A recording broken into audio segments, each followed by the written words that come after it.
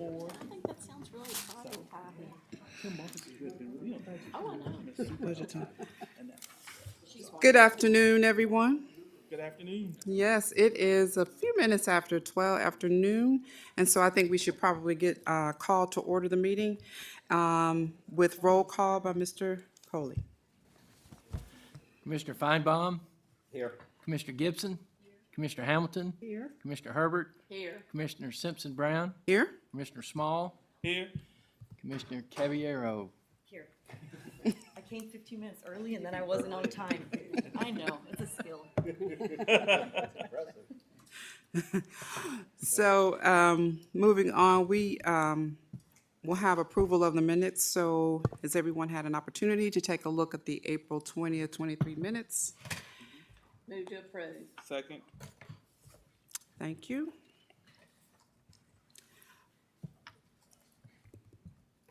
So we'll start with official action resolution 1476. I think We need to vote on the minutes. Mr. Coley, please call the roll. Commissioner Caballero. Aye. Commissioner Feinbaum. Aye. Commissioner Gibson, Commissioner Hamilton. Aye. Commissioner Herbert. Commissioner Simpson Brown. Aye. Commissioner Small. Aye. Minutes are approved.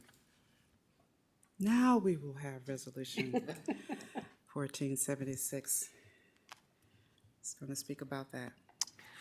Yeah, thank you, Chair. As we talked about in last month's workshop, financial workshop, we have a lot of agenda items for you all to approve. It'd be 4 resolutions for your official action to approval. I'd like to recognize Mark Walker, our Senior Vice President, CFO, to go over each of those with you. Good afternoon, Commissioners. Today we do have several official action items that are related to the current year budget and then to the proposed budget for FY24. So we'll go ahead and get started. First off, you may recall from our budget discussion in March that we informed the board that wholesale energy prices had been up quite a bit, particularly during the first 6 months of the fiscal year. So our wholesale energy cost, what we purchased from TVA, what we purchased from our natural gas suppliers, was forecasted to be well above budget, and that forecast has not changed. Our most current forecast shows a combined $75 million over budget. Electric's most of that at $58 million. Natural gas commodities up about $17 million for that. So even though there are some offsets for both electric and gas from timing of capital projects, the need remains for additional appropriations to be able to cover those expenditures. What we're requesting is an additional $35 million for the electric division and an additional $15 million for the gas division. Now, as you know, when wholesale energy prices go up, those flow through automatically to our customers, so our revenues are fine and we have funds available to actually pay for those expenditures. And there was documentation in your packets having several certifications showing that funds are indeed available. But that is our proposed amendment for the current fiscal year budget. Any questions on that? Okay. Moving on to our proposed budget for FY24, and we will cover some of the same information we talked about at our April workshop, but we'll go into a little bit more detail on the various cost components today. But as a reminder, in total, for all 5 utility divisions combined, it is a $1.2 billion budget. That does represent an increase of $73 million, or about 6% over our current year forecast for cash expenditures. We talked a lot last month about inflationary pressures, in particular on our operating expenses. So our O&M budget is up about $20 million over our current year forecast. And then capital is up substantially as well, but we discussed that. That's timing of a host of various projects, some very large projects, that's moving from FY23 to FY24. The total capital budget for next year is $284 million. Majority of that is related to utility system infrastructure, $135 million for our various Century 2 programs for electric, gas, water, and wastewater, and $81 million for the continued extension of our fiber backbone, and actually hooking up fiber customers as well, $81 million in total for that. A portion of that capital budget we are proposing to fund with new debt, up to $85 million in new long-term revenue bonds in total, and that's $55 million for electric, $20 million for water, and $10 million for wastewater. So there's sort of a high-level summary of what we're looking at for FY24. So beyond wholesale energy, really looking at our operating and capital programs, where are a majority of the dollars going? So this chart sort of reflects some of those major projects, and we've already touched upon the $81 million for fiber. You do recall we are in the midst of a 3-year, $65 million new water filter project at our water treatment plant. $33 million of that $65 million is budgeted to be spent in FY24. I do want to point out that at least in our plan, we have $10 million of that to be funded by grants that have already been approved by the city and the county, and it may be more than that. It's just timing of where we've put things in our budget and our plan for grant funding. Vegetation management, little over $16 million in the proposed budget for that. If we break down that $16 million, the majority of it is going for circuit tree trimming of about 950 miles. Next fiscal year, we also have about $2 million in there for what we call removal of hazardous trees. We think that will cover about 1,800 trees. It just varies and depends, but we do have a decent amount budgeted for that. And those are trees that are outside the trim zone that pose hazards that if they fell, they could have a significant impact on our distribution system. So obviously we work with property owners and all of that, but that is part of our vegetation management program. And then $2 million of the 16 is for storm response because, as we know, storms do happen from time to time. Related to still working on some utility relocations related to the construction of the downtown baseball stadium. We have $12 million in our budget for that. You may recall last year we put all of the dollars in the FY23 budget, and again, timing issues and delays have shifted a portion of that to FY24 for that. And then just a couple of large wastewater projects. We talked back in April about the wastewater trunk line rehab project on Nayland Drive. There's $8 million in the budget for that for next fiscal year. And then we will complete the wastewater pump station at Jones Street by February of 24. So that $4 million should bring that project to a completion. So looking in total at the $1.2 billion budget, and really here just going to touch upon it by the utility divisions real quickly. I know you saw this chart last month, but by division, $773 million goes for electric, and that's always the largest because of wholesale energy and also a relatively large capital program as well. $153 million for the gas division, $111 million for water, $132 million for wastewater, and $30 million for fiber. So next series of slides will go into the major cost components in a little bit more detail so you can see how those cost components break down. First of all, wholesale energy and a little bit of cost of goods sold for fiber. We've merged those two together for convenience sake. Total $554 million. Breaking down those components, $470 million is projected to be paid to TVA for the purchase of about 6 billion kilowatt hours of electric power to meet the needs of our 200,000 plus electric system customers. On the gas side, $78 million is budgeted for the purchase and transportation of about 12 million decatherms of natural gas to meet the demands of our natural gas system customers in the upcoming fiscal year. And then $6 million is for fiber cost of goods sold. Most of that is video related. And much like the wholesale energy and gas, it's just a flow through, in this case, to our fiber customers. So that's the biggest component. Our O&M budget in total is $213 million for the upcoming fiscal year. A big portion of that is labor-related expenses. We have a full-time staffing funding for a full-time staff of about 12, just under 1,200 employees in the budget. 72 million of the payroll is in O&M, about 36 or 34 million is in capital labor, which would not appear on this chart. That would be embedded into the capital budget in various places. But other labor-related expenses, healthcare benefits, of course, is about $15 million in their various forms for next fiscal year, and then about $1 million for training.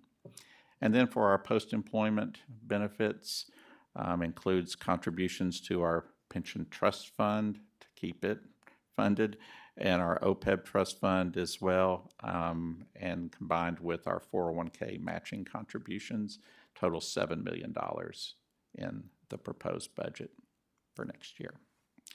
We'd already touched upon vegetation management, some of the other bigger ticket items which typically show up, utility expense. Our water and wastewater pumping stations, treatment plants use a fair amount of electric power. That makes up the majority of our utility service budget of $10 million. We also have $10 million for what we call stock materials, and those are items that we use to help maintain our 5 utility systems. So $10 million in the budget for that, $4 million for chemicals to treat water and wastewater, and then $5 million in access and utilization fees that the fiber division will pay to the electric division for use of their facilities in providing fiber-related services. And that's our O&M summary. Capital, $284 million.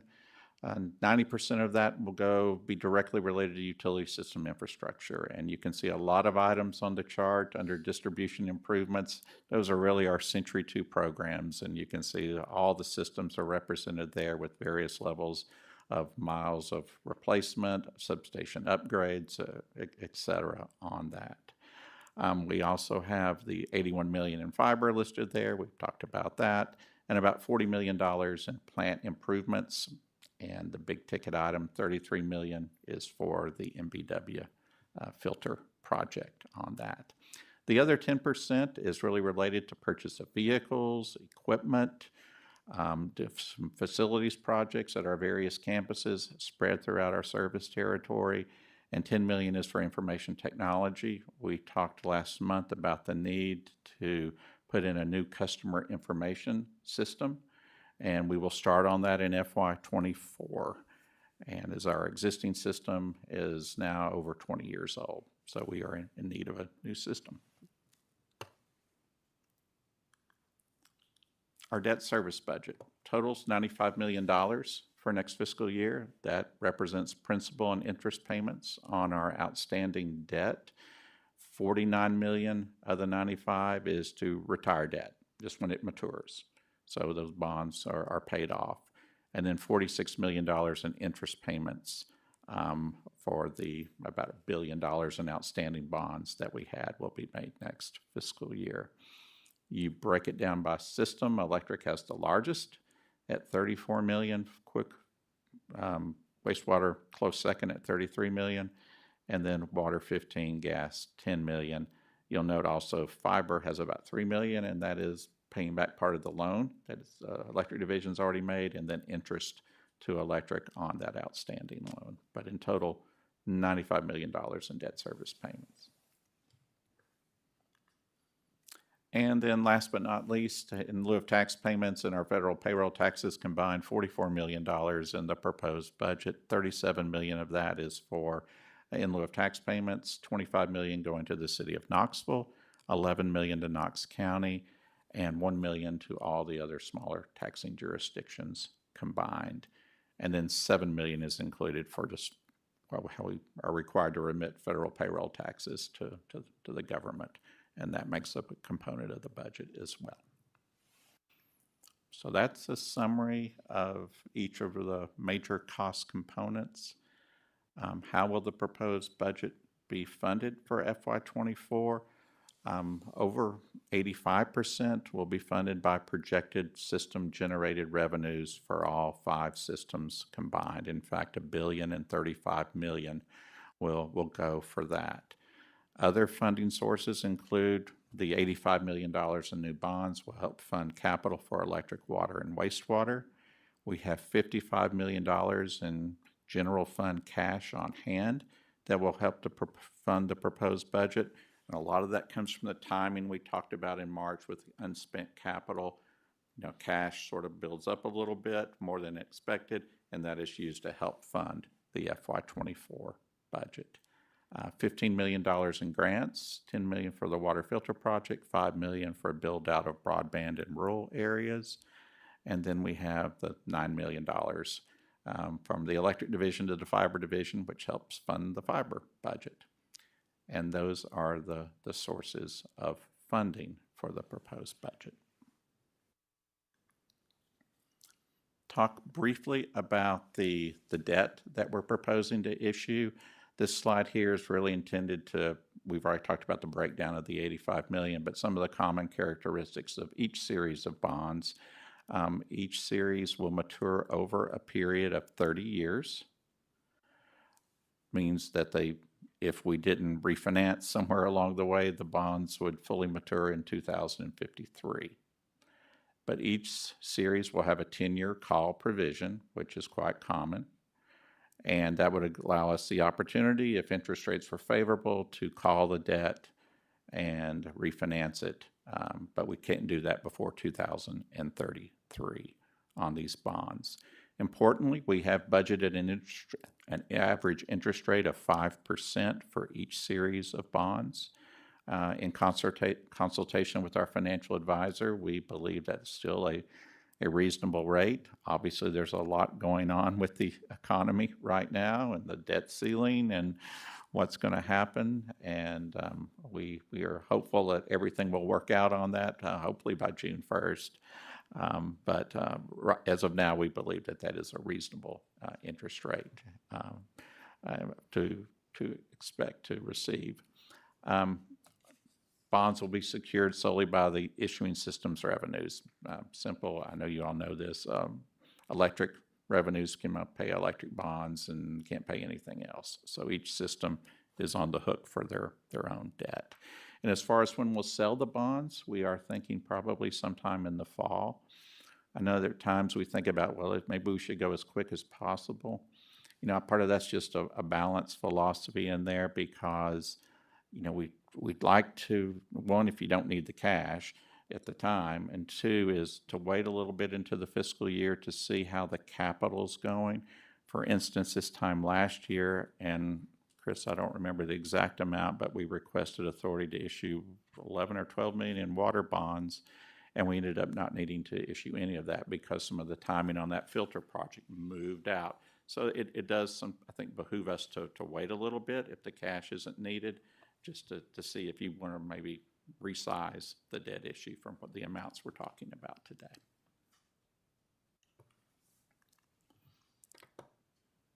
So we are required by our debt management policy to go through each of the proposed bonds by series and to show you some of the projections and how the debt service schedule would look like, beginning with electric, and again, $55 million in bonds spread over 30 years. The graph on the right-hand side of the page just breaks down the projected principal and interest amounts for each of the 30 years. The total interest cost at 5%, average 5%, is $53 million for the electric division. And then on each of these slides, you'll see where we project to end, where we will end, project to end the fiscal year as far as outstanding debt service. And for electric, it's $665 million. So at June 30, 24, when fiscal year closes out, you'd have outstanding bonds of $425 million, and then $240 million in interest cost on those bonds. So you'll see that on the other two slides as well. For water, the $20 million in bonds would generate interest of $19 million over the life of the debt, and then total outstanding debt service just under $300 million at the end of next fiscal year, $204 million in bonds and $92 million in interest cost. And then on wastewater, the $10 million, the projected interest cost at a 5% average rate is $9 million over the life of the bonds, You know, we have more outstanding debt in the wastewater system than we do the other systems, though electric is making a push to surpass it. But we'll end the year with $477 million in outstanding bonds for wastewater and roughly $250 million in interest cost. I will point out that that last bullet, $168 million of the 477 will be retired over the next 10 years. And we've talked about that several times, that our trend for outstanding wastewater debt is going to go down, continue to go down over time. And then looking at what our issuance costs are, the professional fees associated with the sale of the $85 million in bonds, and we are the bond counsel and the financial advisor. If we sell at those amounts, those are fixed by contract. The rating agencies sometimes sort of do their own thing, and these are our best guesses of what they would charge based on past transactions. In total, $415,000. That represents about 0.5% of the par value of the bonds, and that's 50 basis points. So it is considered quite competitive when we've done comparisons with fellow municipals and peer utilities on what their costs are. So, and heading towards the end, the last item to talk about is commitment appropriations, and I think we talked about this last month, but in accordance with the charter, we need an appropriation to cover not only, say, for next fiscal year, we have budget appropriations that covers cash expenditures expected to go out the door during FY24 to be dispersed. But we also need an appropriation to cover if we've committed to an expenditure that would be paid after June 30th of 24.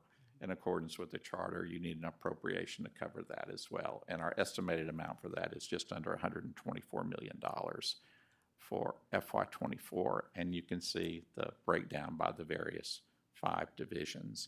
And I know in the documentation we sent you in your board packets, it has a list of projects that make up for each of the systems that $124 million in total. And then just listed here on this slide are some of what those major projects are. And these are typically multi-year projects. They are multi-year projects. You see vehicles and equipment up there as well, and that just indicates the longer lead times we now have for buying trucks, buying heavy equipment. We could make an order on July the 1st, but you may not get it and pay for it until December of 2025. So we are just estimates here on what those would be for commitment appropriations. And that concludes my comments on the proposed official action items. Be happy to answer any questions you might have before you vote on the resolutions. Mark, you said we're going to slated to retire $45 million in debt or $49 million in debt? $49 million is okay. what will be retired during the upcoming fiscal year. Okay. Yeah, and that's spread over mostly electric, gas, water, and wastewater. Is a little bit of fiber principal on the loan from electric that'll be paid off, but it's mostly the other 4 divisions. Okay. Thank you. Okay.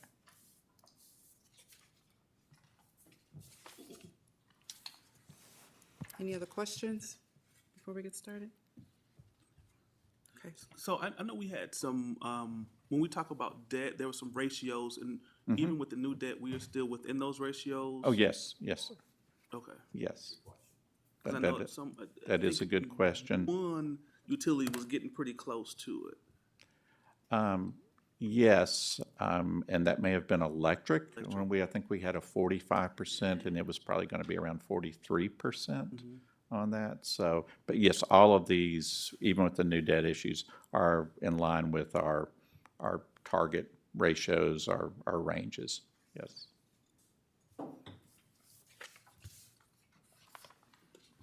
Music? Okay, so for Resolution 1476, we need a motion and a second on the first and final reading. Second. Do we have any visitors who want to speak about this resolution today? Mr. Coley, will you please call the roll? Mr. Small. Aye. Commissioner Simpson Brown. Aye. Commissioner Herbert. Aye. Commissioner Hamilton. Aye. Commissioner Gibson. Commissioner Feinbaum. Aye. Commissioner Caballero. Aye. Resolution 1476 is passed on first and final reading. For Resolution 1477, we need a motion and a second on first and final reading. So moved. Second. Do we have any visitors today for this particular resolution to speak? Mr. Coley, will you please call the roll? Commissioner Caballero. Aye. Commissioner Feinbaum. Commissioner Gibson. Commissioner Hamilton. Aye. Commissioner Herbert. Aye. Commissioner Simpson Brown. Aye. Commissioner Small. Aye. Resolution 1477 has passed on first and final reading. Next, we'll have Resolution 1478. We need a motion and a second for first and final reading. Move for approval. Second. Do we have any visitors who want to speak to this resolution? Seeing none, Mr. Coley, will you please call the roll? Commissioner Caballero. Aye. Commissioner Feinbaum. Aye. Commissioner Gibson. Commissioner Hamilton. Aye. Commissioner Herbert. Aye. Commissioner Simpson Brown. Aye. Commissioner Small. Aye. Resolution 1478 has passed on first and final reading. And finally, Resolution 1479. We need a motion and a second on first and final reading for this resolution. Motion to approve? Do we have any visitors who want to speak on this resolution? Mr. Coley, will you please call the roll? Commissioner Small. Aye. Commissioner Simpson Brown. Aye. Commissioner Herbert. Aye. Commissioner Hamilton. Aye. Commissioner Gibson. Commissioner Feinbaum. Commissioner Caballero. Aye. Resolution 1479 has passed on first and final reading. Thank you. Next, we'll have Gabe with his president's report. Yeah, thank you, commissioners, for that. I want to say that we just met with our Audit and Finance Committee folks last month about next year's audit. Next year's metrics, not audit, next year's metrics. But I want to recognize Kathy Hamilton, Chair of the Audit and Finance Group, to give you some points to talk about. All right, thank you, Gabe. Just want to notify the board, we did in fact have our Audit and Finance Committee meeting. We met on May the 3rd. We had a full presentation of the 2024 financial and organizational meeting metrics, and we adopted those at that meeting. So now I'd like to recognize Chris Hood, and he's going to share an overview of what we discussed with the full board. Thank you, Commissioner Hamilton. As Commissioner Hamilton stated, the Audit and Finance Committee recently met to establish the organizational financial metrics for fiscal year 2024. These metrics are to be used as both quantitative and qualitative measures of performance for this upcoming year. I'm going to start out and I'm going to go through the financial metrics first individually, and then we'll switch over to the organizational metric. All right, so for the upcoming fiscal year, we have 3 financial metrics, and this is very timely as we just approved the budget because these are based upon the budget. So the first metric looks very simple. It is that we would come in for each of our operating divisions at our O&M targets or less. As simple as that seems, with the inflation that we've dealt with this year, that might be a little bit more challenging than what we would expect. However, we have adjusted our O&M targets to hopefully give ourselves room to where we can meet these goals for the upcoming year. The next metric, once again based upon budget, is our cash generated from operations. And cash generated from operations can be calculated simply by taking our total operating receipts from each of our divisions. We take out any purchase power cost, take out any O&M, take out our debt service and taxes, and then you also adjust for any grants that you might have received or any reimbursements, and that gives you your that gives you your cash generated from your operations. Obviously on this, we want to be budget or greater. We want to take in more money than what we anticipated.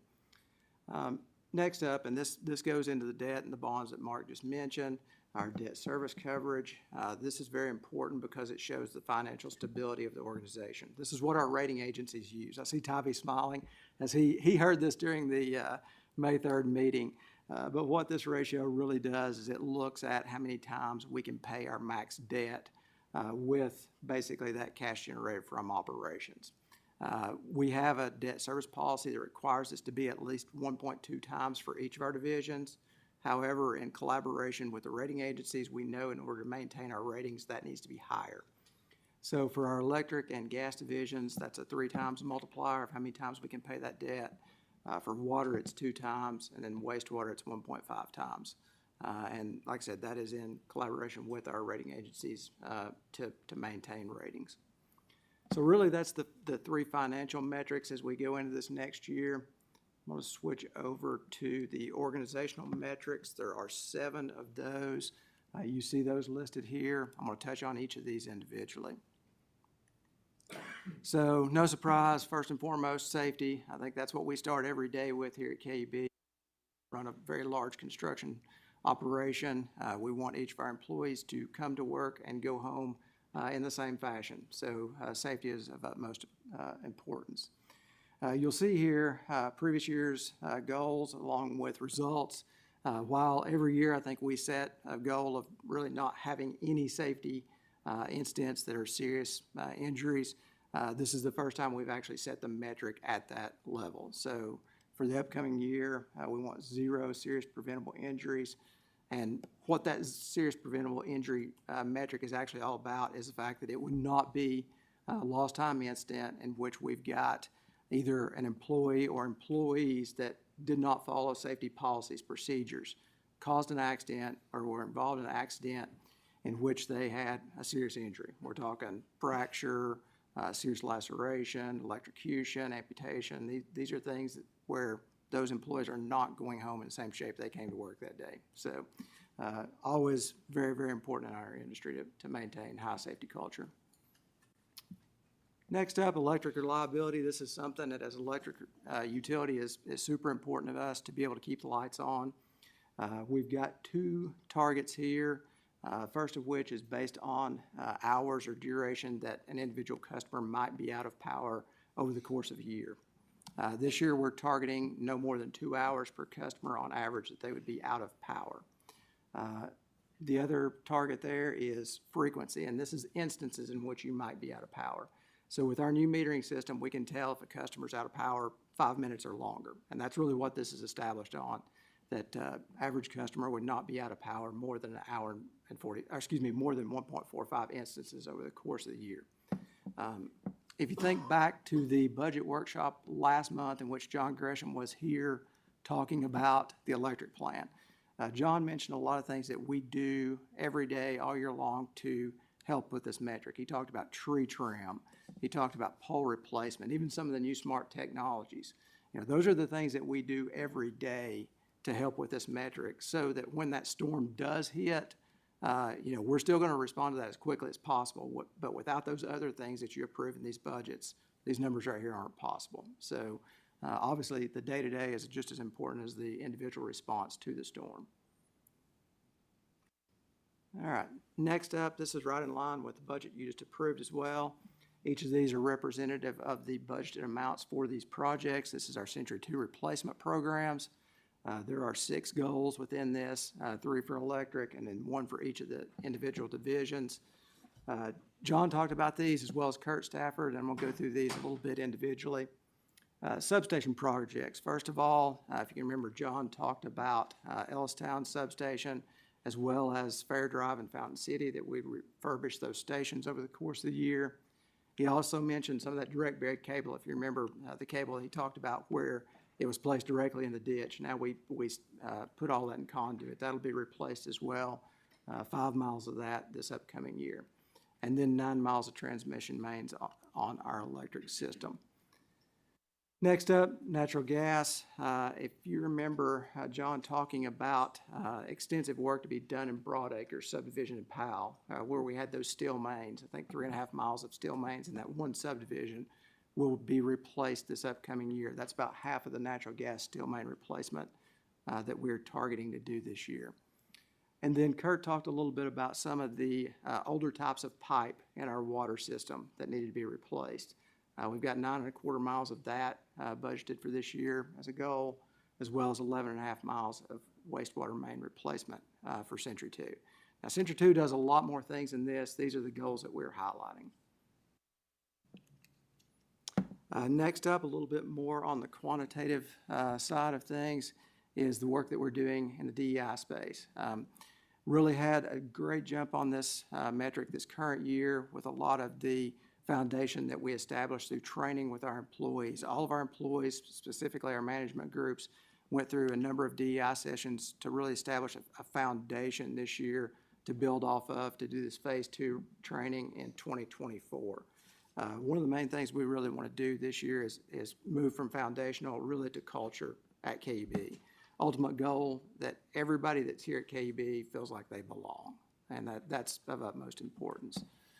The other thing that we've recognized is in our recruiting efforts that we have certain groups that might not be as represented in our applicant pools. So we can't hire people if they're not there. And that's one of the things we want to do with this is really branch out more, like the event we had with the Community Expo, to meet people where they are and let people see that KB is an employer that they would want to be a part of and get those applications in so that we can expand those hiring pools. All right. Call center performance. This one is all about meeting customer expectations. While this is, only a measure on the quantitative side of things, we realize that if we cannot get a customer call in a timely fashion, the quality of that customer expectation and experience goes down as well. So as we were going into 2023, we were looking at numbers on our call center with the number of calls that were answered in 90 seconds to be ranging in the 20% range. And we just didn't feel like that was meeting the expectation of our customers. So last year we established through Audit and Finance a 3-year goal, a stair-step goal that would take us to 60% of those calls, 70% of those calls this year, and then 80% next year. When we set the 60%, we knew that was not really going to be feasible. It was an aspirational goal for this year, but as you see what's happened throughout this year, as we've added resources, as we've brought in consultants to look at this, as we've changed some technologies we're using, the last 3 months, it's starting to happen. This is what we were hoping for. Last month, we reached 74% of those calls being answered in that 90-second time horizon. So as we look at 70% this year, that's starting to look a lot more doable. We're heading the right direction. And without putting that stretch goal out there last year, I don't think we would have gotten here next year. I don't know if we do questions or comment now or later, but one of the You things can, that whenever one of the things like. that I thought. So I have a list of notes. So I'll start here and work. Now, and don't we'll get go too back far at on the that end. notes. But one of the things that I thought was important when we talked about call center performance is not necessarily just the time that a call was answered, but also did we meet, did we resolve their issue, right? And so, Did we help the customer? and we Yes. had a conversation about that I thought was really beneficial for this board to know, Yeah. because it's not just to say, did we answer their call in 90 seconds, but did we resolve their call? And then as we look at all the types of calls that come in, are there systemic or structural things then that we need to go in and address so that we don't get those calls in again? So I think that was really important. Yeah, this is something to talk about. Yeah, this is something we talked about at the committee level, just about, like I said, this is very quantitative. It is, are we meeting a number? That does not say, is that customer satisfied after that call? Like I said, we know if they wait for 20 minutes to get a call answered, they are not going to be satisfied no matter what happens on that call. Right. So it's the first step in getting there. But we are close, and this is what we had talked about as a committee, we're very close to having it set up through our system to where we can get that customer survey after the call to measure that quality of that call. Right. So that's next steps. We're about to get there. So, it would also perfect. be interesting to know in the future interesting to know in the future the amount of calls coming in each month, right? To kind of compare that to the percentage of completed calls within 90 seconds. Yeah, and I guess that's another avenue. There are other pieces of technology in which we have stair-step that number of calls down. Customers can interact in other ways. However, this is still important because this body of customers, this is how they are choosing to interact. So, Is the call center service performance gauged differently between the fiber division and our other utilities? yes, this is our main call center right here. So this is the what I would call the other four: water, wastewater, gas, electric. That's what we're looking at with this metric. But as far as service level, they're exactly the same. We hold them to the same standard in that particular regard, so. I guess my question is, are they, each department has its own service group, or is it the same group responding to questions, customer service questions Yeah. across the organization? So this is if you call into KUB to place an order for service, it is either the call center that we're looking at here, or you're requesting service for fiber. So you're going into one of those two avenues. But the main call center would answer any of your questions for electric, gas, water, wastewater. Thank you. All right, Tybee, you said you had a list. Does that get your list? We're good. I'll just add also with regard to quality, and I'm sorry to interrupt you, Commissioner Small. We do quality measures today. Those are measures that we're internally evaluating calls to ensure that that problem was resolved. So we don't just stop at looking at service. But Chris is absolutely right. We do think it's important to actually hear directly from the customer what their experience has been. And so that's why we're moving towards having some type of customer survey instrument that measures customer satisfaction. And then in terms of call volume, we do measure that, and that is something that we look at very frequently. And as Chris mentioned, there are methods that we use to try to divert that call to a self-service option. But then there are customers that just honestly want to speak with us. And so we try to make sure that representatives are available and we're answering that call quickly and that quality still is there. Yeah. within I guess that my call. question was, thank you for that clarification. I guess my question was more around, you have a 74% success rate in April versus a 29% success rate in January. How many calls came in January versus how many calls came in that month to kind of judge that percentage? Absolutely, and volume does fluctuate. I will say that across this period of time, it is within kind of a standard average, so they haven't been significantly different. Generally, it's around the 30,000 or so calls within the month, but that does fluctuate from month to month based on the season and things that are happening within the community. But we do look at that, and we do use that as a measure to say, okay, well, it was a busy month. It would expect that our service level might drop a bit, or we should be planning a bit differently with how we have our staff in place to accommodate for seasonality kind of swings in volume.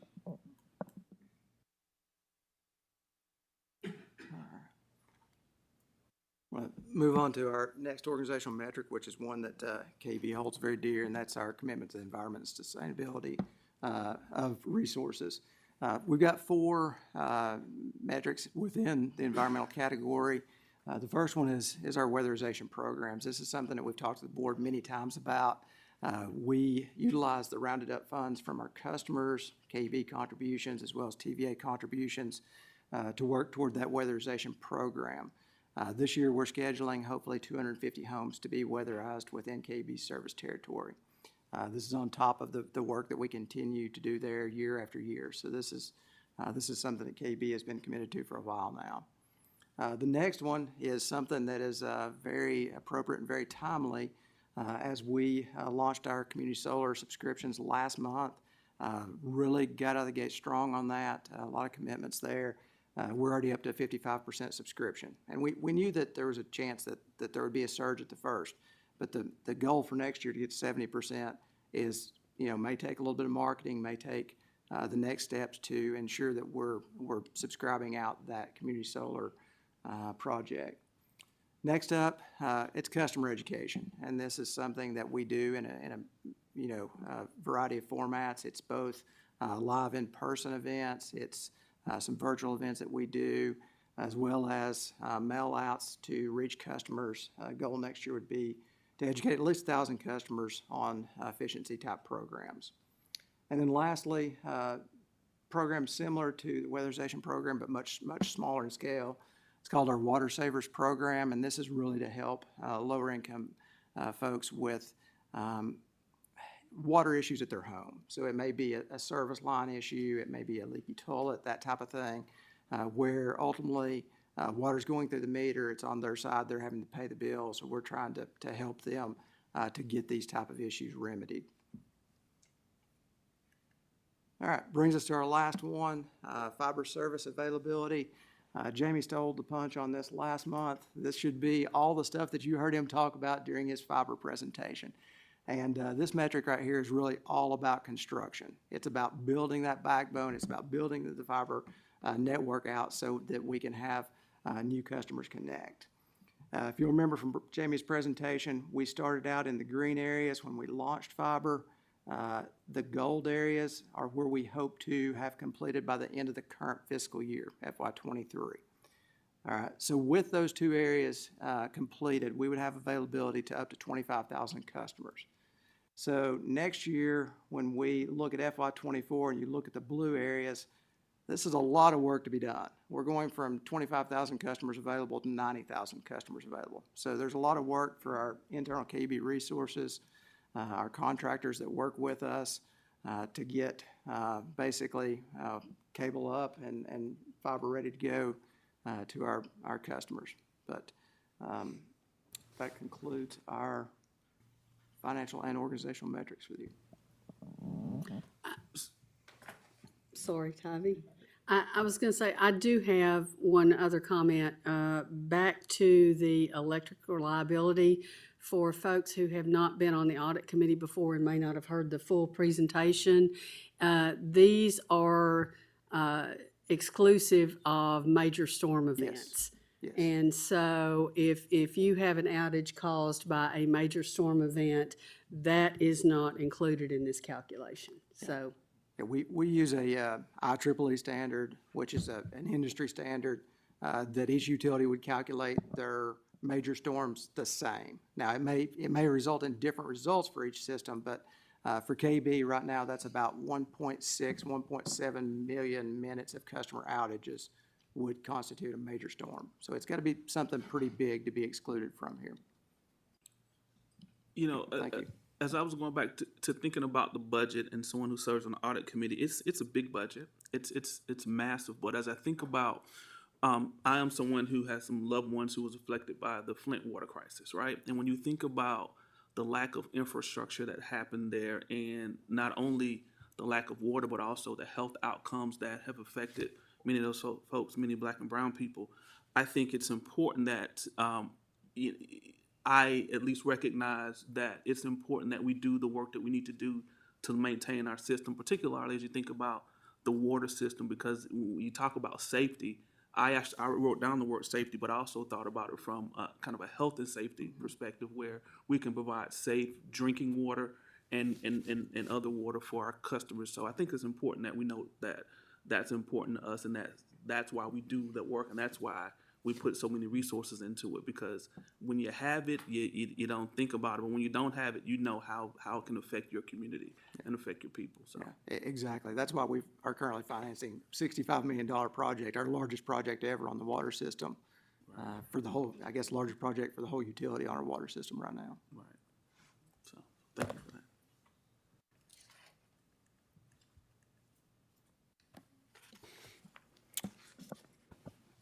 Thank you, Commissioners, for those questions and comments, and I appreciate the presentations. At this time, I'd like to invite Amy Edge. She's our TVA East Regional Customer Relations Director. She's our key account rep, as I call it, for our area. And while she's making her way up, I want to also introduce Adam Borden, who's our TVA Energy Services Consultant, who's joined us today. So, Amy, thank you. I'll tell you, it's a delightful experience for Adam and I to be here today to join the board and share a little bit about the partnership that TVA and KUB has in a whole lot of areas, but specifically the Energy Right programs today. We want to thank you all for your leadership in this space. It has been impactful for the community for really several decades now at this point. And today we're going to recognize the following top performer designations for KUB. The first place award for the DIY home energy assessment, over 200,000 kilowatt hours of energy savings from 218 participants. Really impressive. Second place award in recognition of the Home Uplift Program with close to 900,000 kilowatt hours of energy savings from 392 participants. We also want to give a shout out to KUB for supporting the Home Uplift through a partnership with the community-based organization Centro Hispano. I'm not sure that I said that accurately, but here in East Tennessee. And one of the reasons that is so important to us is that partnership with that particular organization around Home Uplift really helps us to be more inclusive of the non-English speaking community and allowing them to participate in some of the programs that we offer jointly with KUB. And then finally, a second place award acknowledging improved energy equity with total energy equity of over $5 million. So realizing that we have 153 local power companies in the TVA service territory, and KUB has received these awards, is really a testament to the level of service. And I'll tell you, today, TVA is actually turning 90 years old, 90 years old today, yeah? And so today we have actually a valley-wide day of caring. And so TVA's level of commitment and service is matched equally by KUB's commitment to y'all's community. The care, the concern, the commitment that you display every day in really helping to be folks, let them enjoy their lives and really prosper here in Knoxville is just a huge testament to the commitment of this board and to this leadership team. And TVA is thankful for the partnership. It's been long-lasting and will continue for decades to come. So we're thrilled to be here today. And we'd like to invite Gabe Bolus and also Board Chair Simpson Brown. If you'll come up, we'd like to present you with this award.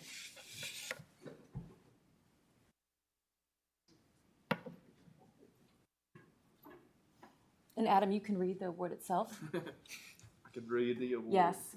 It's just an Energy Right Top Performer, Knoxville Utilities Board 2022. Congratulations and thank you. Thank you so much. Dave, thank you. Thank you very much. Go ahead. I'm going to say a few words real quick. Oh, excuse us. So let me just say, KUB's been in existence for 84 years already, this month, actually. Yeah. And our partnership with TVA goes back that far, and things like this, we do together. You know, and I really appreciate what you've been in as far as the ideas, the funding, the support through these programs, and we continue to look for new ideas and opportunities, and so thank you for giving us this opportunity and presenting this award to us. Thank you. My pleasure. Thank you. Thank you all. Yeah, go ahead. You don't want to drop it. Thank you. Thank you.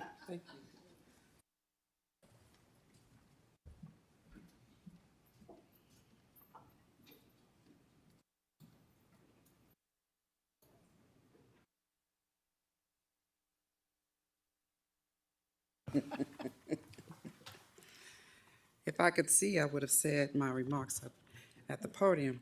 But I do want to say, on behalf of the board, I want to thank TVA for this recognition. We are very proud of the strong history KUB and TVA have in working together to not only serve our community with safe, reliable, and affordable electric service, but to also improve quality of life with special programs that go above and beyond the basics of providing utility service. Alongside TVA, we have achieved so much to make a difference in the lives of our customers. I am especially proud of seeing KUB honored as a renewable energy leader with this year's awards, and we appreciate TVA's support as KUB launched Knoxville's first community solar program, and as we continue to work on other commitments to solar power through Green Invest. We've also continued to work together to serve lower-income customers with weatherization assistance and are so pleased to have passed the milestone of serving more than 2,500 customers to help them gain better control of their utility bills and have more efficient homes. We are very grateful to TVA for our partnerships. Thank you for the awards presented today and for all you do to support KUB and our customers. We really appreciate you and look forward to our continued partnership. Are there any members of the public who wish to address the board today?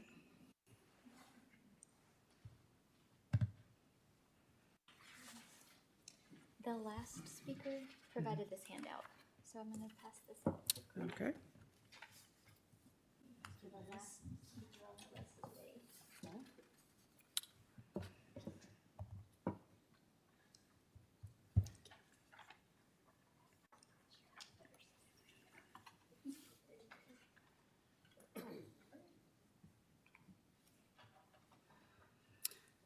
Okay, first up, we have Mr. Kent Minot.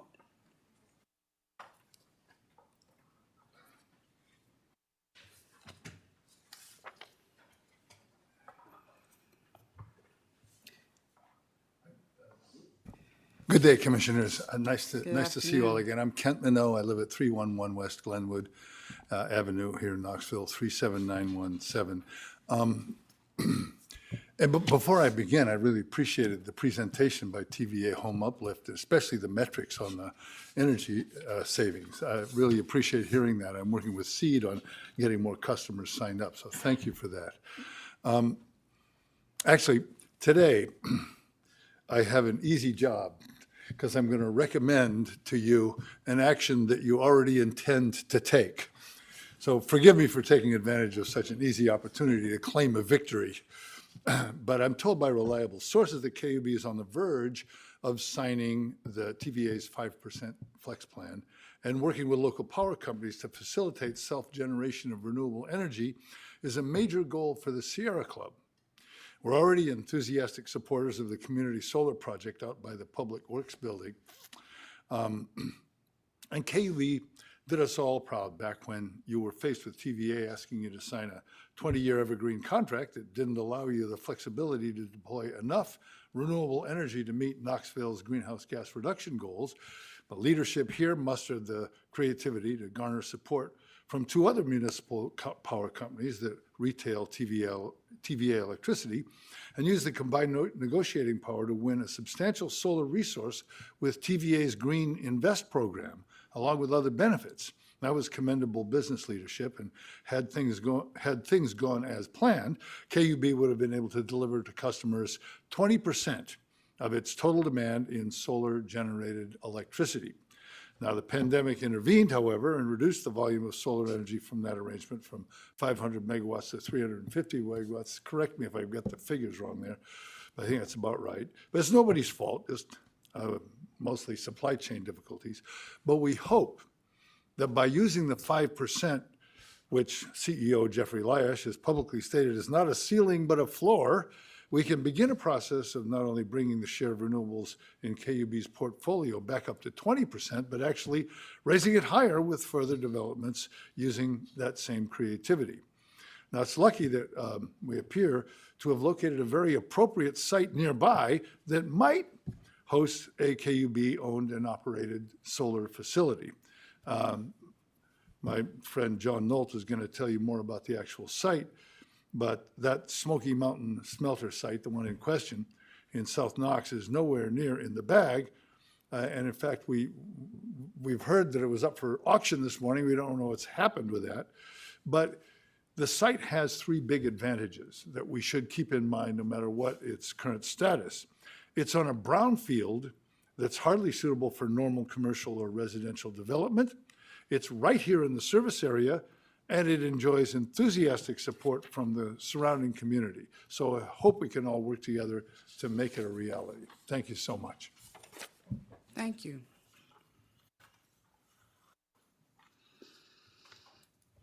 Next is Mr. Eric Johnson here. I've been texting him, and he's not here yet. He's not here. Okay. John Nolt.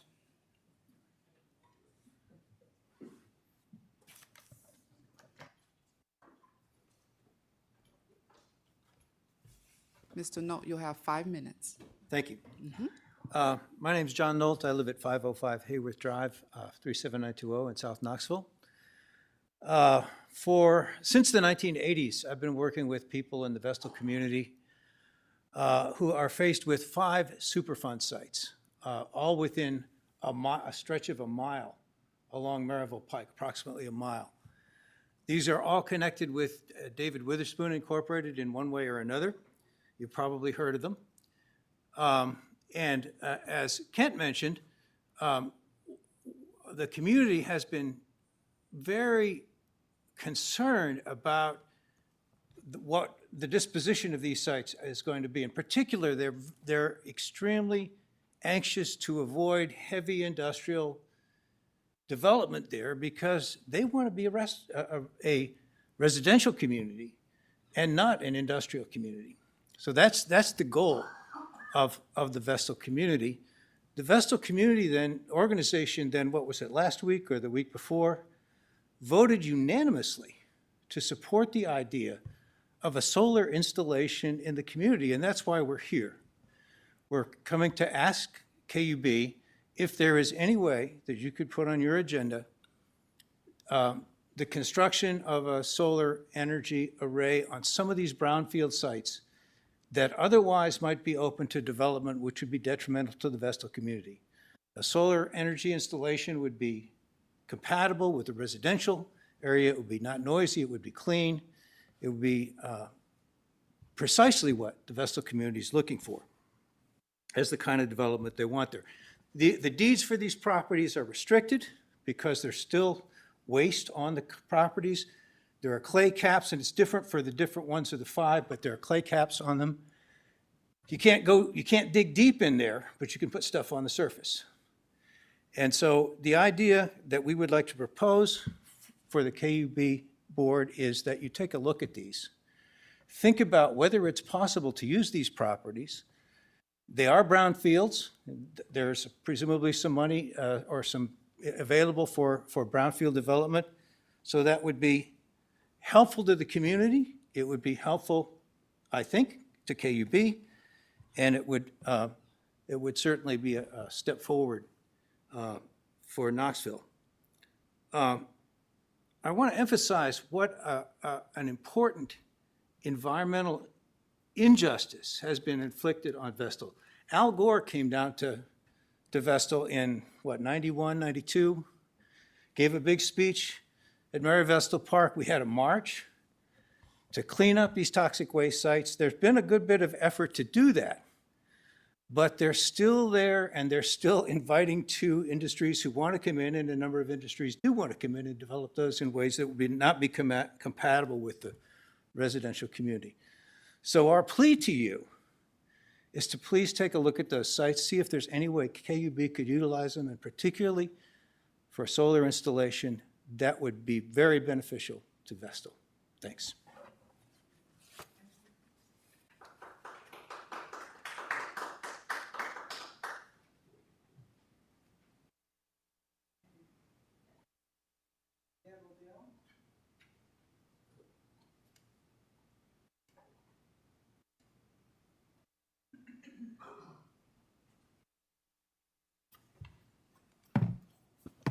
Ms. Odell, you have 5 minutes. Okay, thank you.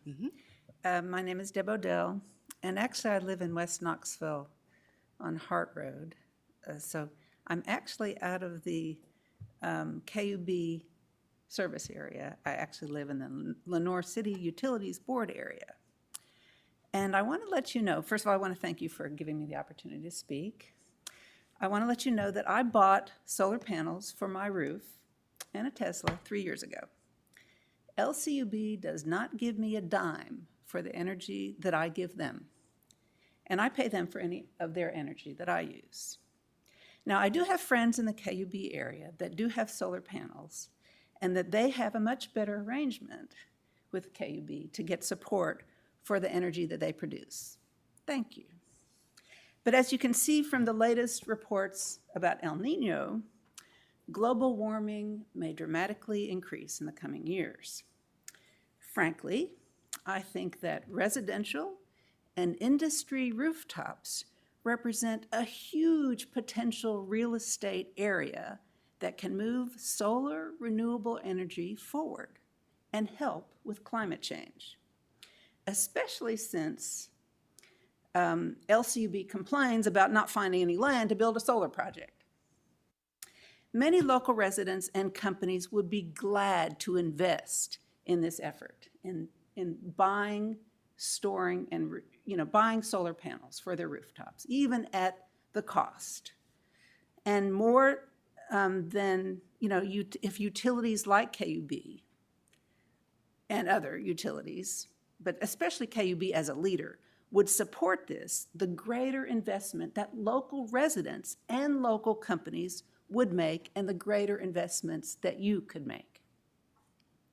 And as you've probably read, distributed energy resources, which is the stored energy in batteries and all other areas of the electric grid actually, again, with renewables, does vast effort to improve the resilience and reliability, especially during major weather events of the electric grid.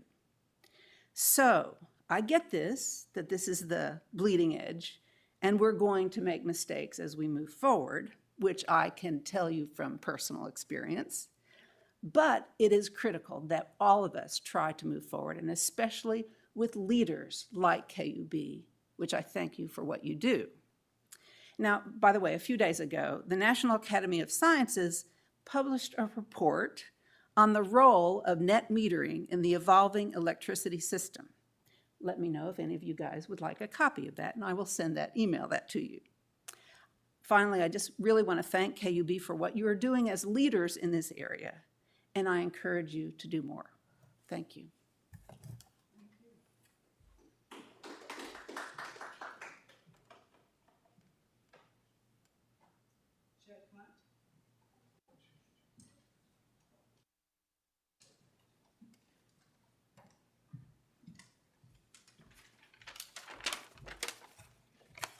Good afternoon. My name is Chet Hunt, and I'm a member of the Knox Climate Watch. And I just want to say right off, I appreciate the time you're giving me here to speak.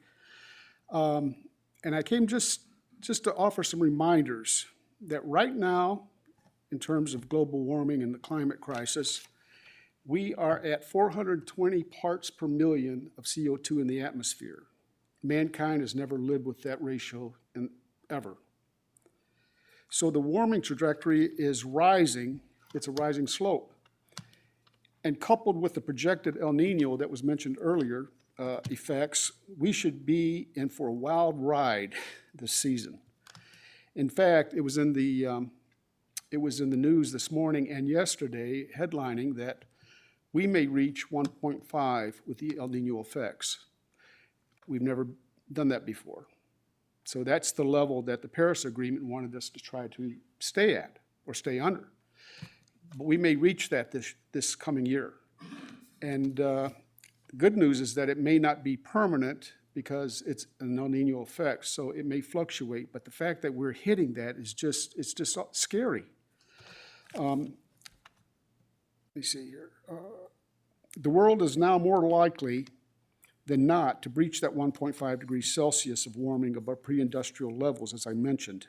This is the first time it's done that. And it's a critical global temperature limit, according to the World Meteorological Organization, thanks to a combination of heat-trapping gases from fossil fuels and the looming events coming from El Nino. The bad news is, as we know, the climate crisis brings with it increased frequency of more storms, more powerful storms, droughts, floods, and fires, all of which affects our pollinators and other important insects, which have been alarmingly declining. And as an organic gardener, that really concerns me. I do everything I can to attract pollinators so I have a productive garden. But as you know, I'm sure, we are having a problem with that. So along with the opportunities that they were talking about using reclamation sites such as brownfield or polluted sites for the purpose of generating clean energy in the way of solar farming, you can also turn them to beautiful pollination parks along with that. My background is I'm a city manager and an urban planner, and I dealt with some brownfields back in the 70s, 125 acres of waterfront along the Detroit River. What we did is we brought in a hydrogeologist, analyzed the groundwater movements, intercepted it, rinsed it with rinsing wells, diverted it before discharging it back into the river as clean water. We did not allow any more industry to go onto that site as they're proposing to you today. What we did was we turned it into a municipal golf course. We brought in truckloads of dirt and buried it. We didn't allow any digging. We buried it, created tree lots, pollinator parks, municipal golf course, overlooks on the river, and it's one of the most, feather in the cap sites for the city of Wyandotte. But anyways, it can be done. That's a great reclamation of that site. Extreme glacial melts and record ocean heat, which causes sea level rise through thermal expansion, even if the contributions of the glacial melts aren't contributing a great deal, the thermal expansion, because of the warming temperatures of the ocean, is causing sea level rises. And that has been 4.62 millimeters a year between the years of 2013 and 2022. In a major UN report detailing the havoc of climate change. That is about double the pace the first decade on record, which was 1993 to 2002, leading to a total increase of over 10 centimeters since the early 90s. I'm almost out. Anyways, I want to encourage you to seriously consider the proposal that was made earlier about looking at those brownfield sites. What a wonderful opportunity to have an adaptive reuse of that land. Another thing that I would encourage you to do is look at partnering with TVA again, because they have all these transmission routes. And in my neighborhood in West Knoxville, they are wide, broad swatches of land where the trees are already cleared and the sun just, falls onto it. What an opportunity to have, and they already control the sites, although I know there's just different dispositions for those routes. But they already control that land. It's already being maintained in much regard, and wonderful opportunity for solar corridors. Thank you very much. Mr. Hunt.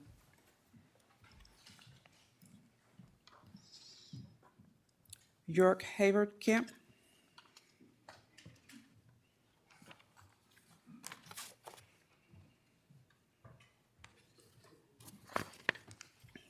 Hi. Hi. I'm York Haverkamp. Hi, thank you. I'm York Haverkamp. It's nice to see you all, and thank you for letting us speak. I'm a beneficiary of KUB services, and so thank you for that. I work with the National League of Cities. That's my job. To broadly speaking, help cities thrive in the state of Arkansas. I also want to mention it's nice to see TVA here. I was on city council for 7 years in Norris, and of course, front and center. And during my graduate studies at American University, I think probably the most common thread among all my courses and the readings would be TVA, because they're such a good example. So it's cool. I just want to say, a lot of what we do in our work, in my National League of Cities work, is to, broadly speaking, help cities thrive. And so looking at your KUB blueprint of vision and values, it mentions community, it mentions thriving, it mentions the quality of life. And that's the center of my work, and I think you can tell from that blueprint it's really important to KUB as well. I've also been fortunate this past year and a half in working with KWEA, Knoxville Water and Energy for All, doing their data analysis. In front of you is just some really simple analysis using Excel. KWA spent over $2,000 last year through open records requests to purchase the KUB data for 2022.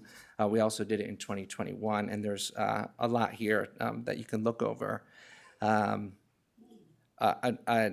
maybe just mention a couple points. For example, the zip code 37915, which is the only zip code with a majority non-white population in KUB territory. The disconnection rate is 17.1%. That's about 1 in 6 households. It's 3 times the KUB average. However, if you look at the average KUB costs, it actually, of all the zip codes that you get all 4 utilities from KUB, has the lowest average household cost. So it's not that they're spending tons of money on utilities, they're actually spending the least, and yet they still have the highest disconnection rate. 1 in 6 in 2022 households were disconnected, which is quite something. If we have time at the end, maybe we'll go over some other analysis because it's remarkable. I'm going to mention utility burden. We also have just started the preliminary data analysis using SPSS. If you're familiar, it's an IBM program for data analysis, very well respected. For 2021, the results were quite something. I actually sent them to a few professors of mine in American that do utility work, have done a lot in Washington, D.C. Their email back started with, "This is the largest racial disparity we have ever seen in research." Our analysis, using just the 16 zip codes with all 4 utilities, worked, we worked hard to make a model that was a really good predictor with the data we had. We got up to a 94% model. For utility burden, as expected, what would cause a utility burden? What would be the biggest predictors? The answer is poverty, median income. So you would suspect if you look at disconnection rates, it would be similar. Poverty should matter, right? If you can't pay your bills, it's because you don't have the money to do so. However, the research is remarkable, and we work really hard to ensure there's no multicollinearity. We work really hard to make sure that there's no bias in our research. We do automatic linear regressions, waterfall method linear regressions, to make sure that it is solid as we can. However, race in a zip code is not only the biggest predictor, it's remarkable. It's highly statistically significant. But the standardized beta, which is basically saying this is the biggest predictor for disconnections, for race, in a zip code, is 0.8 for black. And then for white in a zip code, it's actually negative 0.8. The higher the number, negative 0.1, or negative 1 to positive 1, is the biggest, is huge, right? So it's the biggest predictor for disconnections, and yet it's barely there for utility burden. That is really significant, and it would be awesome to sit at a table and say, what can we do? I'll just real quick say a lot of what I do is results-based accountability in my work, and that's saying where do we want to go and how are we going to get there? What kind of partners can sit at our table to say we want lower disconnection rates. We want to do better. How are we going to get there? What partners in the community are going to help us get there? And I think this is a great opportunity for TVA, KUB, and the community to work together. Thank you for your time.